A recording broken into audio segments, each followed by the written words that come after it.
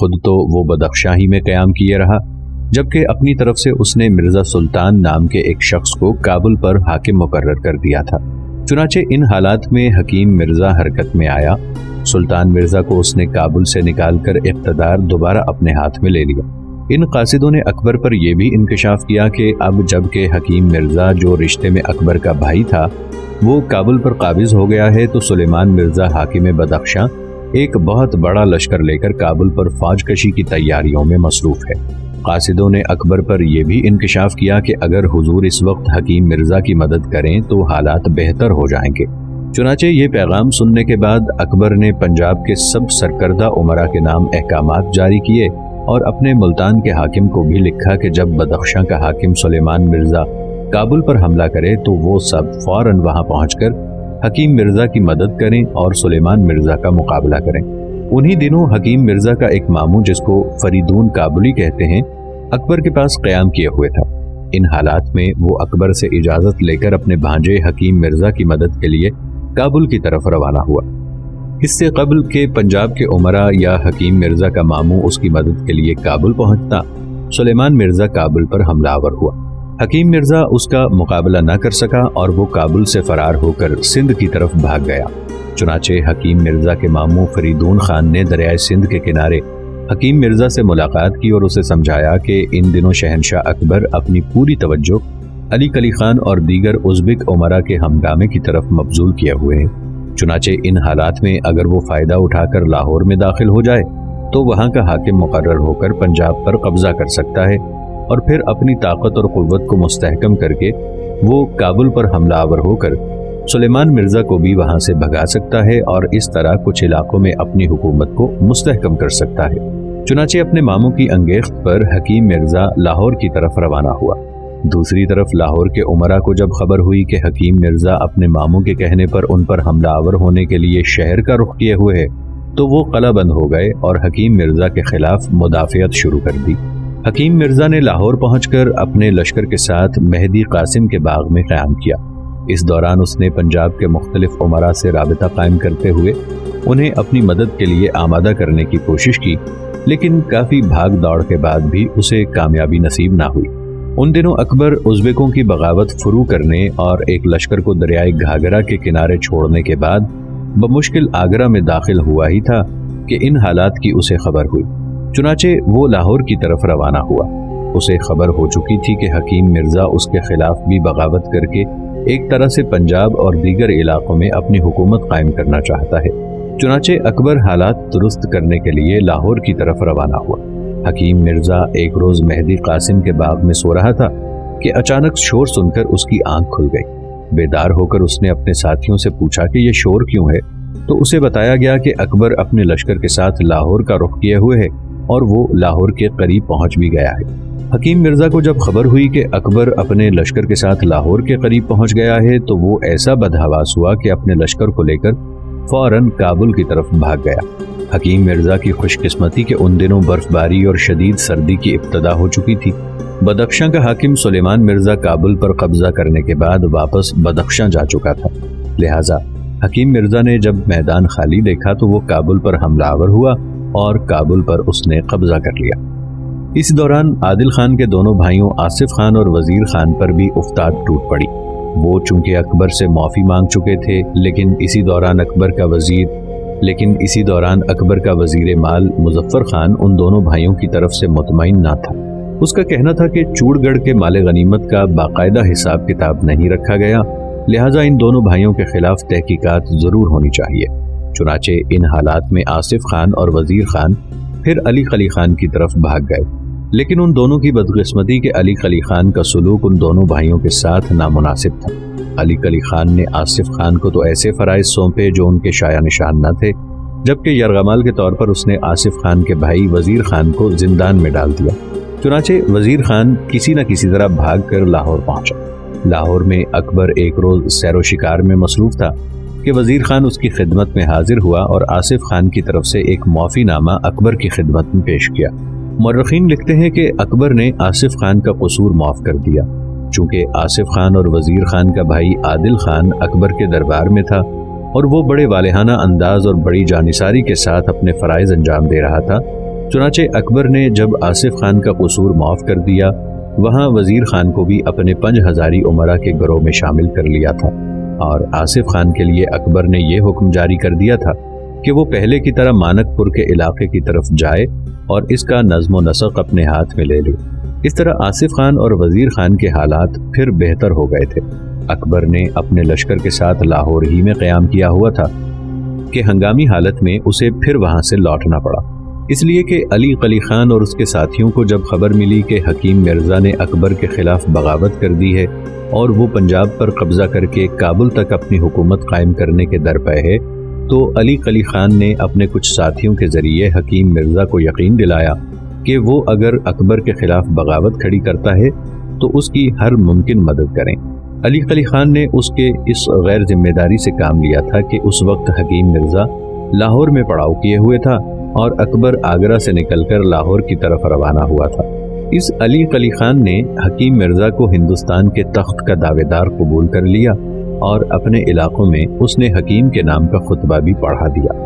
لاہور ہی میں قیام کے دوران اکبر کو ایک اور دوسری خبر ملی، اس لیے کہ جب اس کی سلطنت میں حکیم مرزا کی بغاوت کے علاوہ علی قلی خان اور اس کے ساتھیوں کی بغاوت کے علاوہ حکیم کے نام کا خطبہ پڑھا جانے کی اطلاع ملی، تب بہت سے مغل شہزادوں نے اکبر کے خلاف علم بغاوت بلند کر دیا۔ جن مغل شہزادوں اور عمرا نے اکبر کے خلاف بغاوت کھڑی کی تھی، ان میں زیادہ اہم 6 بھائی تھے۔ یہ 6 بھائی الغ مرزا، شاہ مرزا، ابراہیم حسین مرزا، عقیل حسین مرزا، محمد حسین مرزا اور مسعود حسین مرزا تھے، اور پھر ان 6 مغل عمرا کے بہت سے لڑکے بھی ان کے ساتھ چھوٹے چھوٹے لشکروں کو لیے اکبر کے خلاف بغاوت میں شامل ہو گئے تھے۔ یہ حالات اکبر کے لیے بڑے مایوس کن تھے۔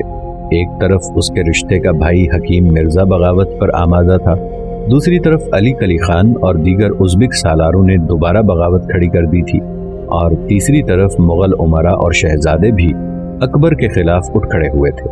اکبر کو لاہور میں مصروف دیکھ کر علی قلی خان اور اس کے ساتھیوں کا دماغ مزید خراب ہوا۔ چنانچہ علی قلی خان اور اس کے ساتھیوں نے ایک لشکر تیار کیا۔ اس وقت تک آصف خان اور وزیر خان دونوں اکبر سے معافی مانگ چکے تھے، اور معافی حاصل کرنے کے بعد آصف خان کا چھوٹا بھائی وزیر خان لاہور سے آصف خان کے پاس پہنچ گیا تھا، لہذا دونوں بھائیوں نے اکبر کے حکم کے مطابق مانک پور کا نظم و نسق پھر اپنے ہاتھ میں لے لیا تھا۔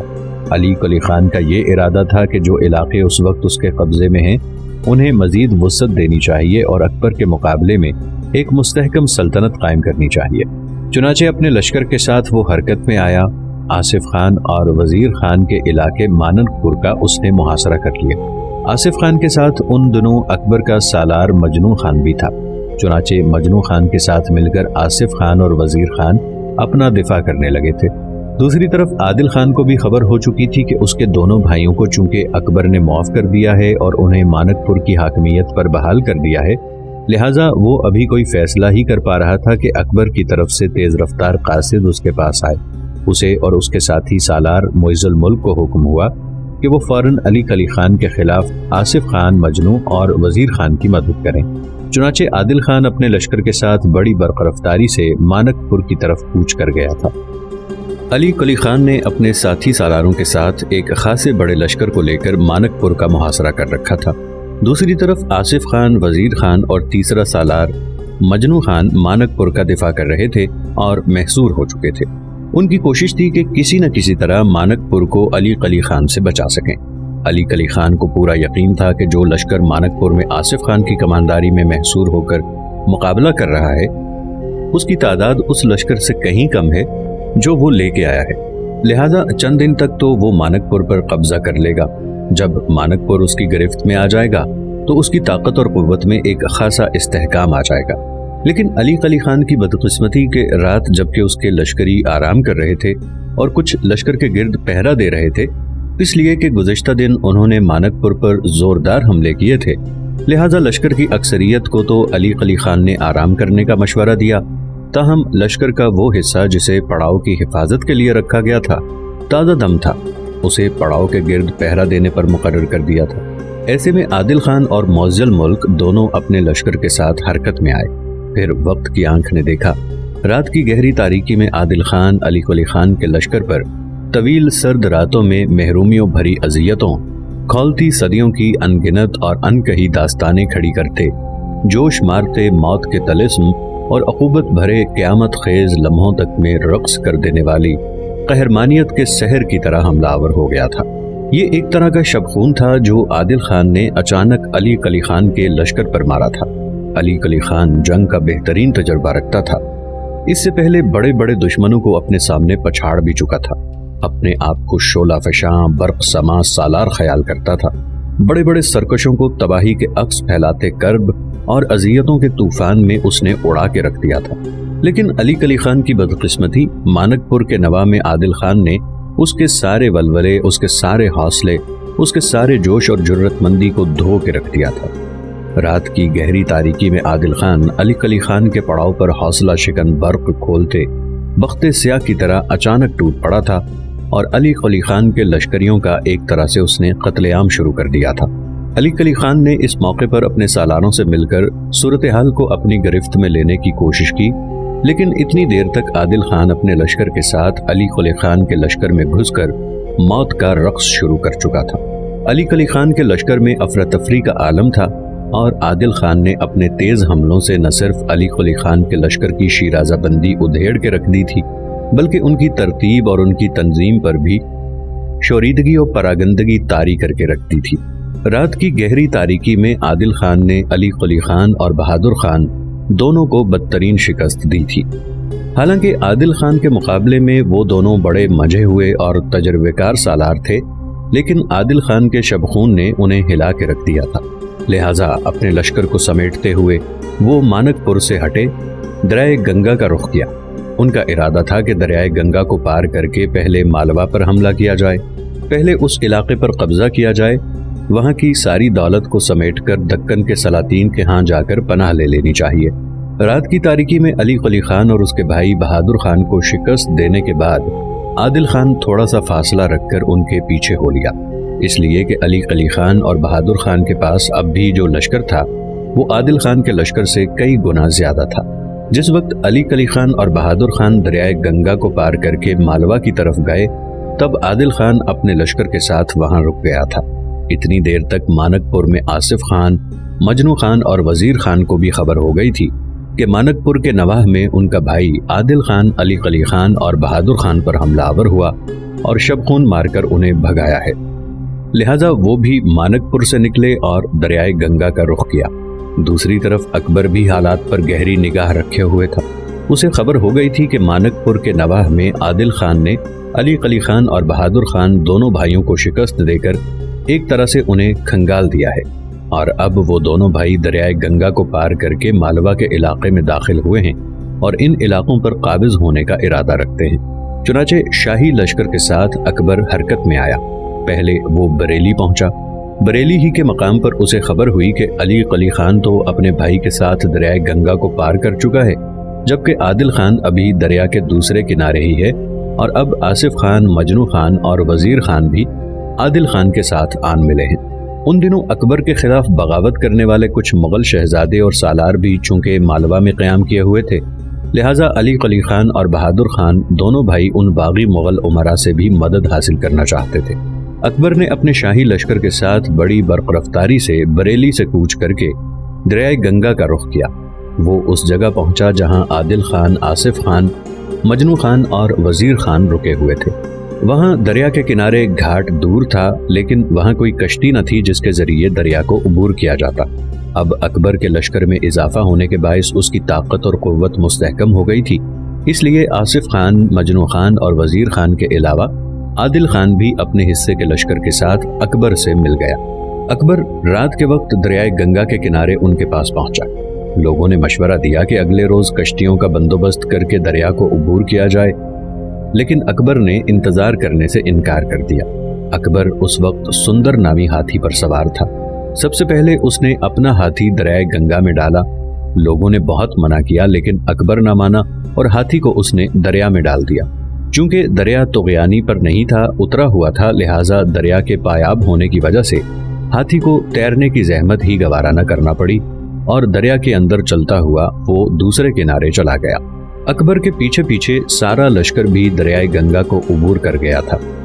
اب علی قلی خان بہادر خان اور اس کے سالاروں کی بدقسمتی کہ وہ امید بھی نہیں کر سکتے تھے کہ رات کے وقت اکبر دریا کو عبور کر کے ان پر حملہ آور ہو سکتا ہے، یا عادل خان، آصف خان اور دوسرا کوئی سالار دریائے گنگا کو عبور کرنے کی جرت کر کے ان پر ضرب لگا سکتا ہے، اس لیے کہ اس موقع پر گھاٹ پر جو کشتیاں تھیں انہیں علی قلی خان نے استعمال کیا تھا اور ساری کشتیوں کو وہ دوسرے کنارے پر لے جا چکا تھا۔ اس زوم میں رہتے ہوئے رات کے وقت علی قلی خان بہادر خان اور اس کے سالاروں نے خوب مینوشی کی اور عیش کوشی میں مصروف ہو گئے۔ اکبر نے سارے لشکر کے ساتھ جس وقت دریائے گنگا کو عبور کر لیا تو علی قلی خان کے علاوہ وہ لشکری جو پڑاؤ کی حفاظت کر رہے تھے ان میں سے ایک نے اکبر کو اپنے پڑاؤ کی طرف آتے دیکھا، لہٰذا وہ چلا کر کہنے لگا کہ بے خبرو، اکبر اعظم دریا کو پار کر کے تمہیں برباد کرنے کے لیے پہنچ گیا ہے۔ اس موقع پر علی قلی خان اور اس کے سالاروں نے یہ سوچا کہ چونکہ مانک پور کے نواح سے انہیں پسپائی اختیار کرنی پڑی ہے، لہٰذا عادل خان کے ساتھ آصف خان اور مجنو خان بھی دوسرے کنارے تک آ گئے ہوں گے اور انہوں نے یہ افواہ پھیلا کر ایک طرح سے ہمیں فریب دینے کی کوشش کی ہے، لہٰذا محافظ کے خبردار کرنے کے باوجود وہ عیش و نشاط میں مصروف رہے۔ لیکن علی قلی خان اور اس کے ساتھیوں کی بدقسمتی کہ عین اسی لمحے ان کے پڑاؤ کے قریب شاہی نقارے بجنے کی آوازیں سنائی دینے لگی۔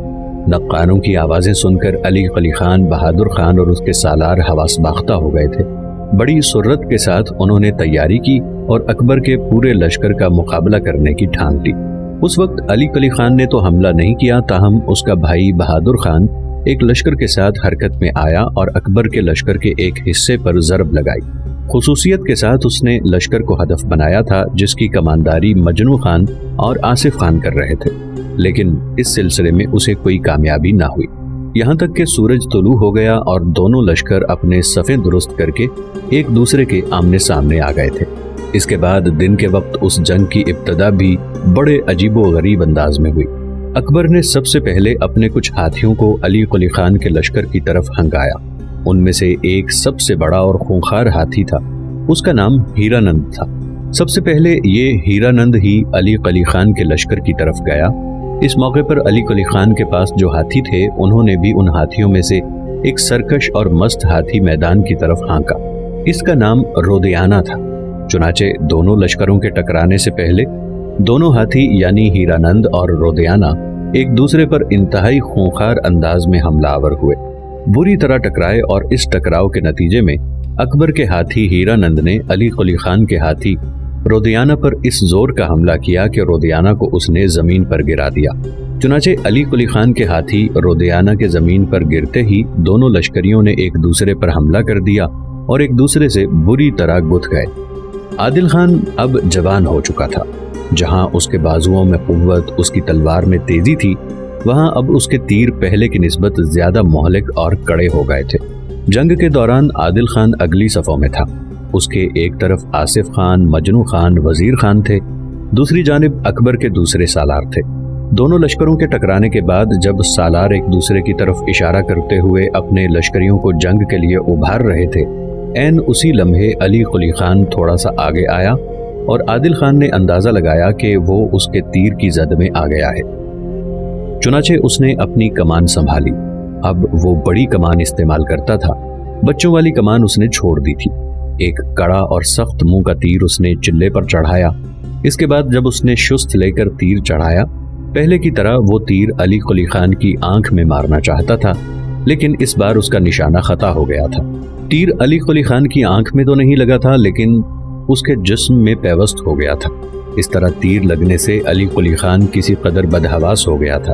تیر لگنے سے ابھی علی قلی خان سنبھلا ہی نہیں تھا کہ درد کی شدت میں مبتلا اور تیر نکالنے کی جدوجہد میں تھا کہ عادل خان کی طرف سے ایک اور بھاری نوک کا تیر سنسناتا ہوا آیا اور علی قلی خان کے گھوڑے کو لگا۔ عادل خان کا یہ تیر اس کے گھوڑے کی اگلی ٹانگوں کو لگا تھا، لہٰذا اس تیر کی وجہ سے گھوڑا صحیح چلنے کے قابل نہ رہا۔